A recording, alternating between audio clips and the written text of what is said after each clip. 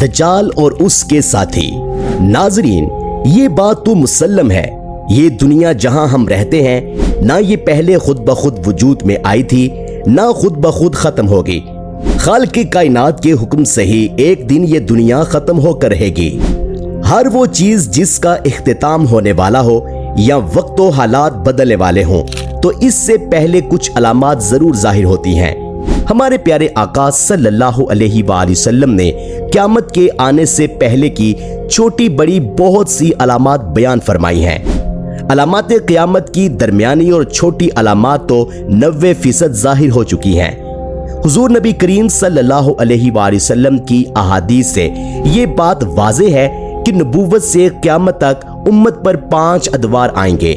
نبی کریم صلی اللہ علیہ وآلہ وسلم کا اپنا دور یعنی نبوت کا دور یہ پہلا دور ہے، خلافت کا دور یہ دوسرا دور تھا، ظلم کی بادشاہی کا دور یہ تیسرا دور تھا، جبر، دہشت، بد امنی اور خوف کا دور یہ دور ابھی چل رہا ہے اور ہم اس دور کے آخری حصہ میں ہیں۔ 5واں اور آخری دور خلافت کا دور ہوگا جو نبوت کے عین مطابق ہوگا۔ اس میں خلافت نبی کریم صلی اللہ علیہ وآلہ وسلم کے زمانے کی طرح ہوگی اور اسلام زمین میں اپنی جڑیں مضبوط کرے گا اور زمین و آسمان اپنی برکتوں کے دروازے کھول دیں گے۔ ناظرین، حدیث مبارکہ سے واضح ہوتا ہے کہ پہلے 3 دور مکمل گزر چکے اور چوتھے دور کا اس وقت آخر ہے اور اسی آخر میں امام مہدی علیہ رضوان اور عیسیٰ علیہ السلام کا نزول ہوگا۔ حضرت علی رضی اللہ تعالی عنہ سے روایت ہے کہ امام مہدی علیہ رضوان کا ظہور اس وقت تک نہیں ہوگا جب تک 1/3 افراد قتل نہ ہو جائیں، 1/3 طبی موت نہ مر جائیں اور 1/3 باقی بچ جائیں۔ اور امام مہدی کے ظہور سے پہلے دنیا میں ایک بہت بڑی جنگ یعنی جنگ عظیم، اور اس جنگ کو ہر مجدون بھی کہتے ہیں۔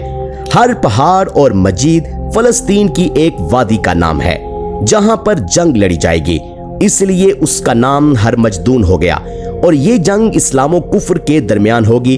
اس کے بعد امام مہدی علیہ رضوان کا ظہور ہوگا، جہاں امام مہدی علیہ رضوان کا شاندار دور آئے گا۔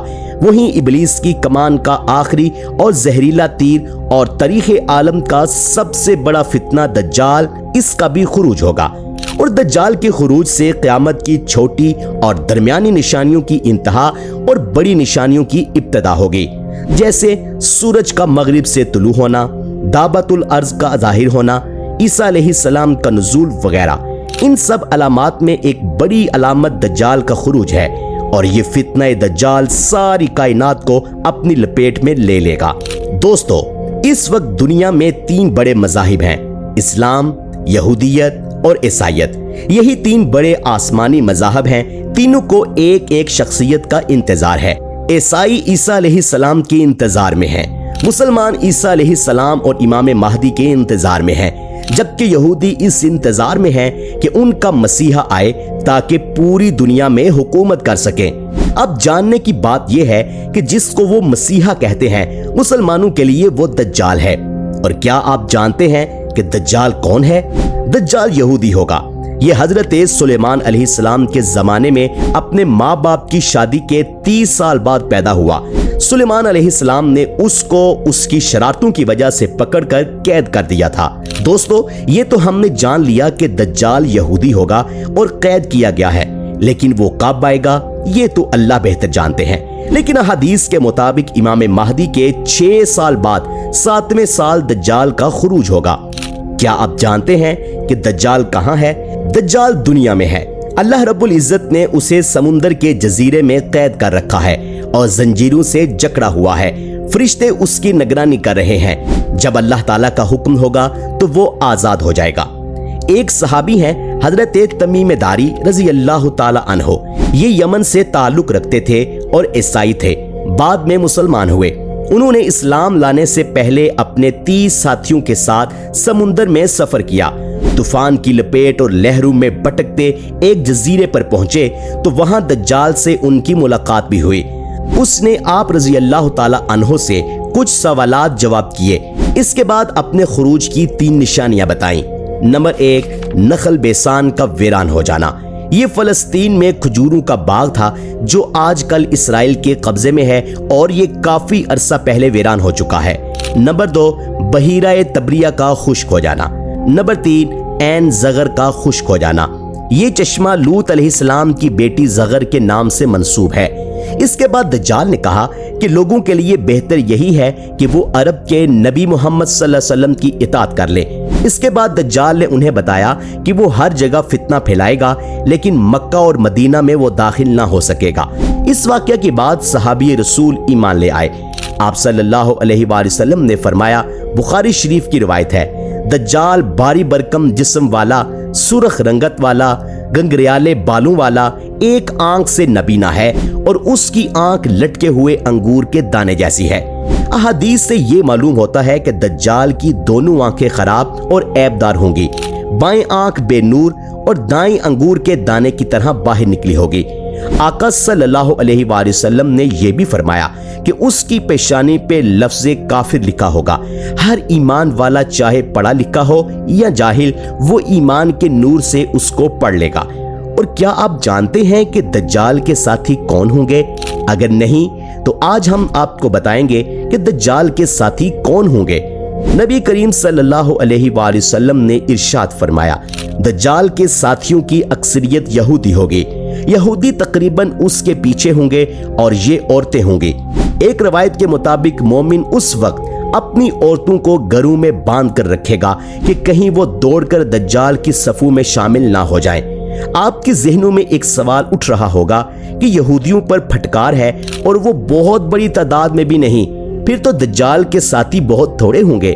دجال ایک عالمی نظام قائم کرنا چاہے گا اور یہودی اسے اپنا مسیحا مانتے ہیں، اس لیے انہوں نے اس کے لیے تیاریاں کر رکھی ہیں۔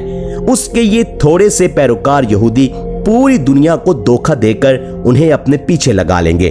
جیسے گزشتہ دنوں اسرائیلی لال گائے کا خوب چرچا ہوا اور کئی مسلمان بھی یہود کی بنائی اس من گڑت کہانی اور دجالی میڈیا کے دھوکے میں آ گئے۔ اس طرح صرف یہودی ہی دجال کی فوج کا حصہ نہیں ہوں گے بلکہ صہیونی بھی ساتھ ہوں گے۔ اب سوال یہ پیدا ہوتا ہے کہ صہیونی کسے کہتے ہیں؟ صہیونی وہ شخص جو یہودی ہو یا نہ ہو، اسے دجال کی خبر ہو یا نہ ہو، لیکن یہودیت کے لیے کام کر رہا ہو۔ اس وقت بہت سارے عیسائی صہیونی ہو چکے ہیں، بہت سارے ہندو صہیونی ہو چکے ہیں۔ تو ناظرین، دجال کے پیروکاروں میں ایک طرف یہودیوں کی بہت بڑی تعداد ہوگی تو دوسری طرف عیسائی اور ہندو جو صہیونی ہو چکے ہوں گے۔ اور یہی نہیں، افسوس تو اس پر ہے کہ دجال کے ساتھیوں میں ان مسلمانوں کی بھی بہت بڑی تعداد ہوگی جو اہل حق علماء سے دور، دین والوں سے دور ہیں، جن میں ایمان کی بصیرت نہیں، وہ بھی مغربی میڈیا کے پروپیگنڈے میں آ کر شاید دجال کو قبول کر لیں گے۔ مغربی میڈیا دجال کو ان کا سب سے بڑا خیرخواہ ثابت کرے گا۔ نبی کریم صلی اللہ علیہ وآلہ وسلم نے فرمایا کہ بعض مسلمان یہ کہیں گے کہ ہم جانتے ہیں کہ دجال ہے، لیکن ہم اس کی جو سہولیات ہیں، فیسلٹیز ہیں، اس کو ہم صرف اویل کر رہے ہیں، ہم اس کے مذہب پر نہیں ہیں۔ فرمایا نبی کریم صلی اللہ علیہ وآلہ وسلم نے، قیامت کے دن ان لوگوں کا حشر بھی دجالیوں کے ساتھ ہی ہوگا۔ دجال دنیا بھر کے لیے بہت بڑی آزمائش اور بہت بڑا فتنہ ہوگا۔ حضرت محمد مصطفیٰ صلی اللہ علیہ وآلہ وسلم نے فرمایا، جو دجال کی خبر سن لے گا کہ وہ آ گیا ہے، وہ اس سے دور رہے۔ نبی کریم صلی اللہ علیہ وآلہ وسلم کے اس کلیئر میسج کے باوجود بھی کئی مسلمان اس کے دھوکے کا شکار ہو جائیں گے۔ دجال کے فتنے سے حفاظت کیسے کی جائے؟ احادیث سے ثابت ہے کہ اہل حق کے ساتھ جڑے رہنے، سورہ کہف کی تلاوت اور ذکر و اذکار کی پابندی، یہی سب سے بڑا دجال کے خلاف ہتھیار ہوں گے۔